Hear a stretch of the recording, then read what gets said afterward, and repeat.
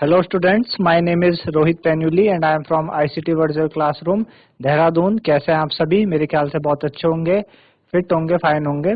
हम बात कर रहे हैं क्लास 12 केमिस्ट्री की, जिसके अंदर हम बात कर रहे हैं बोर्ड क्वेश्चंस को लेके, है ना। किस तरीके से क्वेश्चंस आते हैं बोर्ड में, वो क्वेश्चंस हम करने की कोशिश कर रहे हैं। तो उन्हीं को आज कंटिन्यू रखेंगे। तो उन्हीं को करने के लिए चलते हैं स्मार्ट बोर्ड की तरफ। तो आज का हमारा पहला क्वेश्चन है,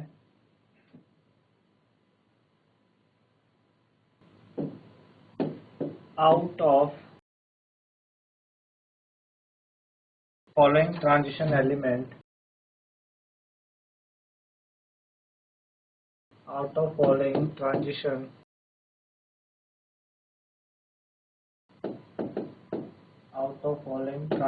elements, maximum number of oxidation state,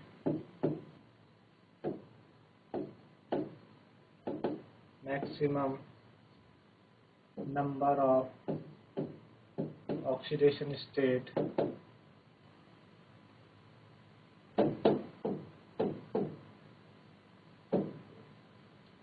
are shown by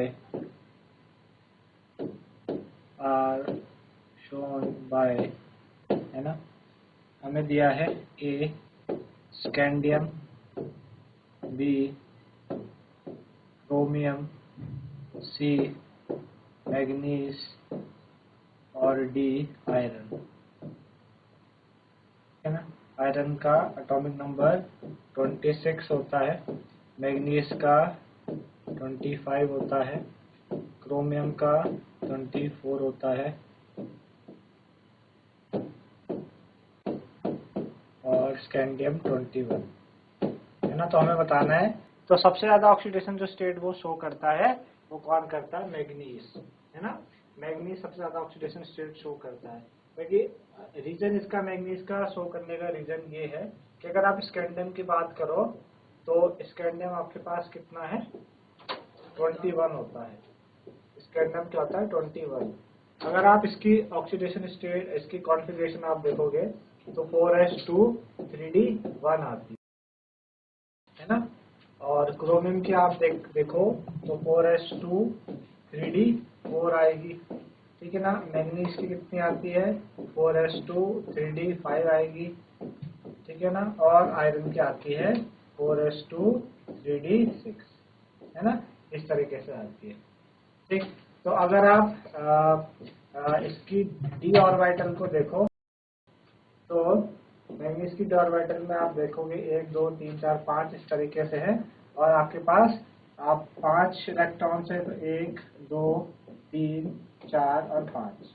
जबकि अगर आप स्कैंडियम की देखो तो 1 2 3 4 और 5, ठीक है ना। 1 अगर आप क्रोमियम की देखें तो क्रोमियम के पास 1 2 3 4 5 में 1 2 3 और 4, ठीक है। आयरन की अगर आप देखें तो 1 2 3 4 और 5 में 6 आपके पास 1 2 3 4 5 और 6 इस तरीके से। मैक्सिमम आपको जो आपके पास मैग्नीज है उसमें 5 के 5 ऑर्बिटल्स है आपके अनफिल्ड है ना, कंप्लीटली फिल्ड नहीं है।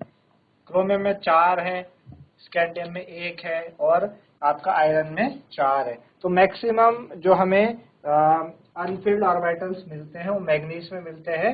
इस वजह से ये मैक्सिमम ऑक्सीडेशन स्टेट को शो करने की एबिलिटी रखता है, जबकि ऐसा और में आपको देखने को नहीं मिल रहा होगा, ठीक है ना। तो इस वजह से इसका ये आंसर हो जाएगा। आप नोट डाउन कर लीजिए इसको।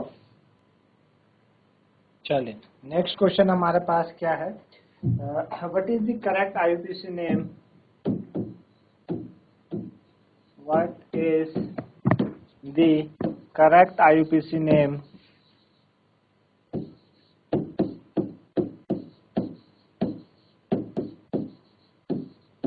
आपको एक कंपाउंड दिया है, उसका करेक्ट आईयूपीसी नेम आपको बताना है। CH3 CH2 CH3, ठीक है ना, और C डबल बॉन्ड OH और CH3। इस तरीके से आपको करेक्ट आईपीसी नेम आपको बताना है इसका कि करेक्ट आईपीसी नेम क्या है, ठीक है ना। तो अगर आप इसकी नंबरिंग करें तो आप इधर से नंबरिंग आपको करनी पड़ेगी 1 2 3 4, क्योंकि इधर से लोएस्ट पोजीशन मिल रही है सी डबल बॉन्ड OH को। दूसरे पे मिथाइल ग्रुप लगा है आपके पास, है ना। तो 2 मिथाइल कितने कार्बन है, 4 ब्यूट, प्राइमरी सफिक्स एन है, AN E, और आपका 2 पे क्या लगा है, ओइक एसिड, 2 ओइक एसिड, है ना।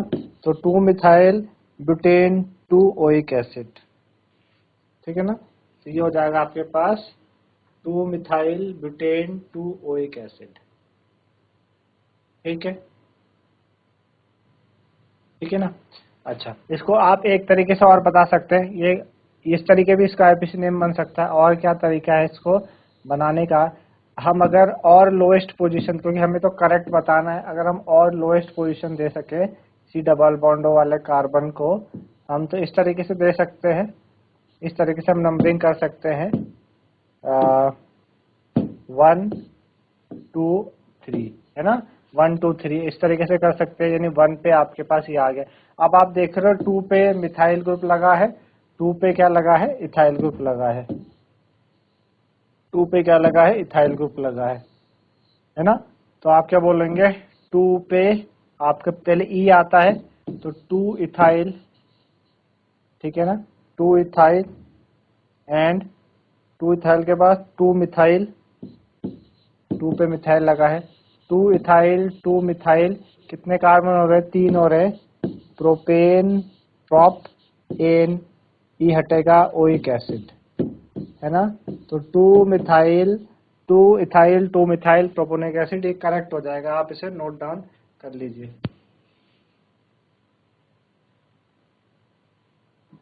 आगे बढ़े, नेक्स्ट आपके पास क्या है, हार्डनिंग ऑफ लेदर, हार्डनिंग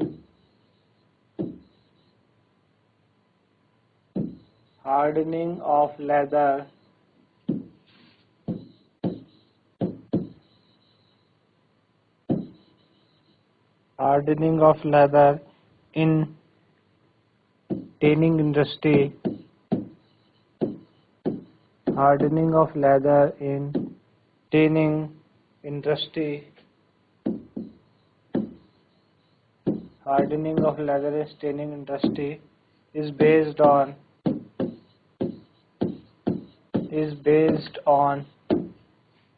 ठीक है ना। आपको क्या दिया है, इलेक्ट्रोपोरोसिस,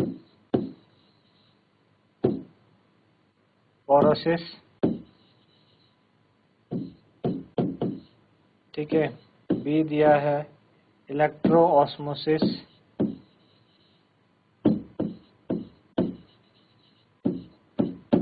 ठीक है, सी दिया है mutual coagulation,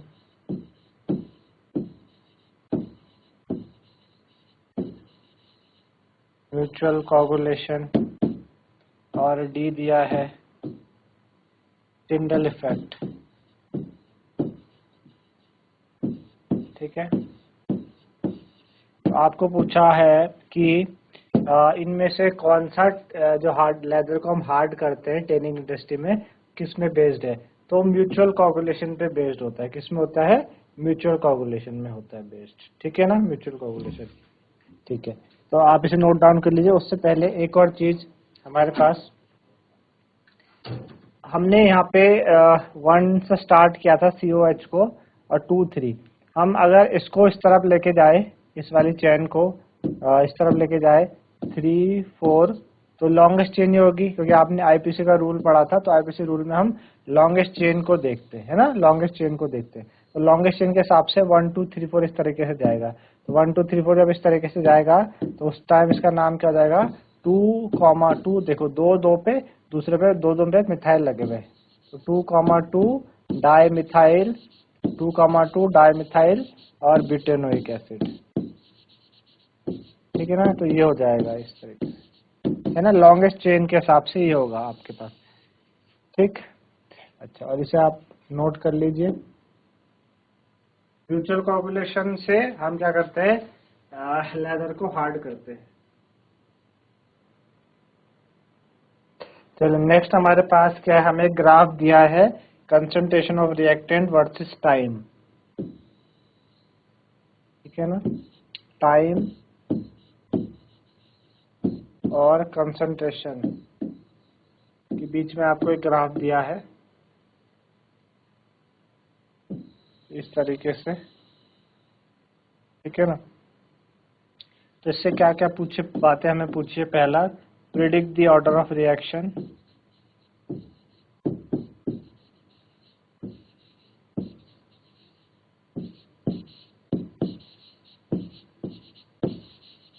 predict the order of reaction बताना है।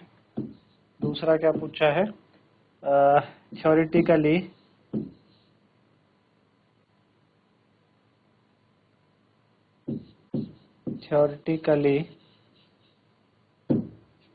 can the concentration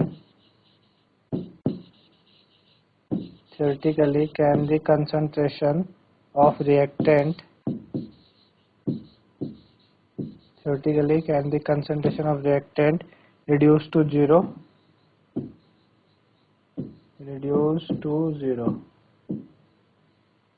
ठीक है ना, आफ्टर इनफाइनाइट टाइम।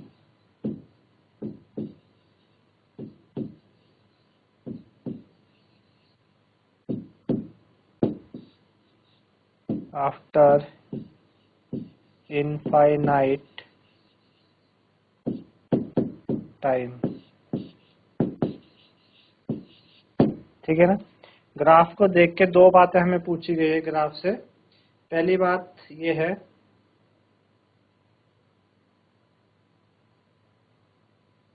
एक तो आपको ऑर्डर ऑफ रिएक्शन बताना है कि रिएक्शन की ऑर्डर क्या है। दूसरी बात बतानी है कि क्या कंसंट्रेशन रिएक्टेंट का जीरो हो सकता है इनफाइनाइट टाइम के बाद।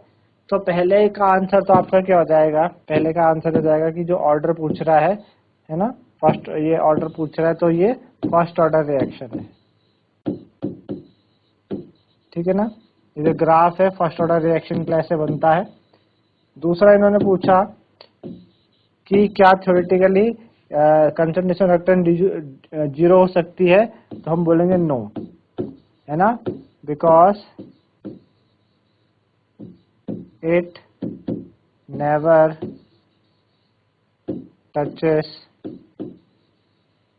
एक्स एक्सिस, है ना, एक्स एक्सिस को कभी टच नहीं करे। आप ग्राफ से देख पा रहे हो तो एक्स एक्सिस को कभी टच नहीं कर पाएगी, इस वजह से इसकी कंसंट्रेशन कभी भी जीरो नहीं होगी और फर्स्ट ऑर्डर है इसका रिएक्शन का। नेक्स्ट क्वेश्चन हमारे पास है, गिव द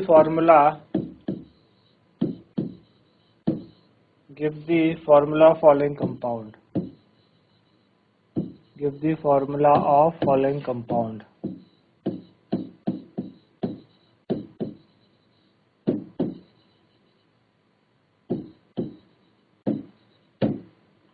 आपको इनका फॉर्मूला बनाना है। पहला आपको क्या दिया है, पोटेशियम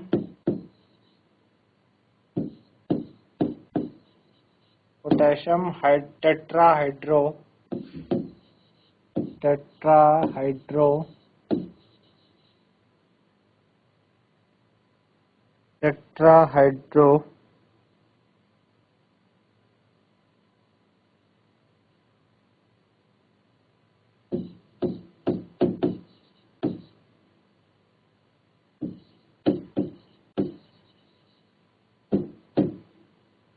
टेट्राहाइड्रोक्सिडो जिंकेट सेकंड, और सेकंड है आपके पास हेक्साअमीन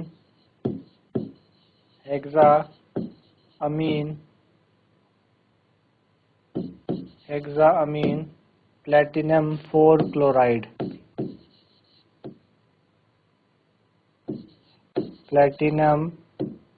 क्लोराइड, ठीक है। इनका हमें स्ट्रक्चर बनाना है, ठीक है। तो कैसे बनाएंगे इनका स्ट्रक्चर, पहला आप देखो पोटेशियम टेट्राहाइड्रोक्सिनो, इसका हमें बताना है, ठीक है ना। तो कैसे बनेगा इसका,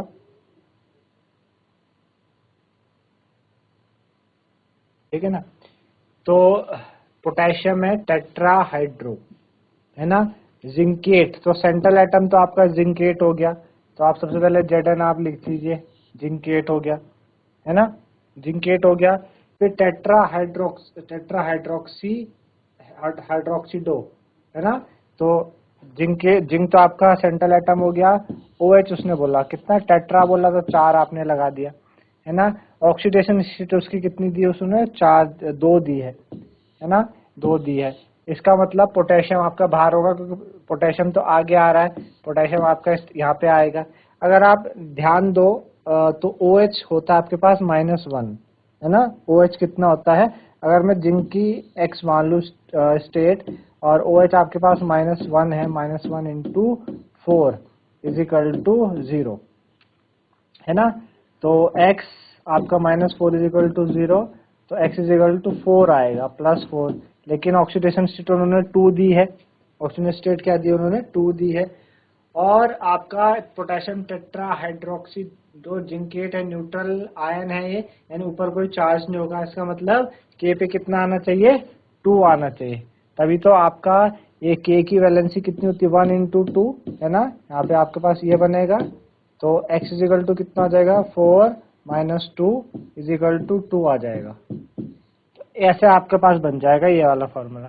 सेकंड आप देखेंगे हेक्सामीन प्लेटिनम 4 क्लोराइड, है ना। तो अमीन प्लेटिनम आपको बोला है, platinum Pt, central atom platinum हो गया। हेक्सामीन, अमीन को क्या लिखते हैं हम, NH3, और कैसा है वो, हेक्सा है ना, हेक्सा है। तो और प्लेटिनम 4 उसकी ऑक्सीडेशन स्टेट उसने हमें दी है, प्लेटिनम की क्या दी है उन्होंने हमें, 4 दी है। और उसके बाद क्लोरीन आया, यानी Cl बाहर होगा, क्लोराइड। अब आप देखो कि NH3 जो न्यूट्रल है, तो ऊपर भी कोई चार्ज नहीं है, इसका मतलब Cl4 होगा, तभी तो अगर आप इसकी स्टेट बनाना चाहेंगे तो Pt के अगर आप X मान लो और NH3 न्यूट्रल है, 0 हो जाएगी, तो आपके पास क्या बचा, Cl1 - 4 = 0, तो वहां से X की वैल्यू +4 आएगी। तो इस तरीके से आप क्या कर सकते हैं, इनका फॉर्मूला तैयार कर सकते हैं। चलिए अगला क्वेश्चन हमारे पास क्या है,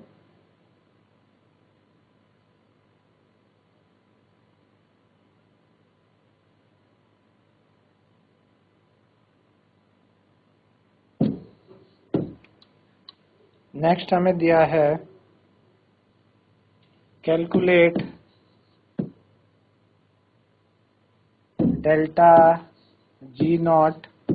आपको डेल्टा G0 दिया है, रिएक्शन क्या दी है, zinc solid plus Cu+2 aqueous gives Zn+2 aqueous plus Cu solid, ठीक है, ये दिया है।